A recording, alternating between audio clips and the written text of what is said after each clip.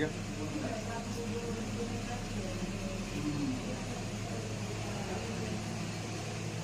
काय नाव आपलं? देवेंद्र अशोक वडतेल, गाव? अकलूज. काय त्रास होत होता? मला माझ्या मणक्याच्या गाड्या सरकल्या होत्या ती. मला हा. डॉक्टरांनी ऑपरेशन सांगितलं होतं. बरं. मग आमच्या बहिणीला तुमच्या इथं फरक पडल्यानंतर माझ्या बहिणीने पत्ता दिला मला. मी तिथं आलो. आता मला 90 ते 95% फरक आहे. 95% फरक आहे. 95% फरक आहे. मला असं उभं राहायला येत नव्हतं, बसायला येत नव्हतं. माझ्या मुंग्या मेंदूपर्यंत जात होत्या.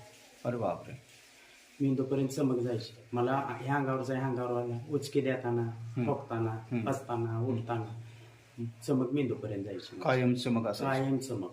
आणि बाकी काय त्रास होत होता पुन्हा? बाकी मला असे पायताट होत नव्हते.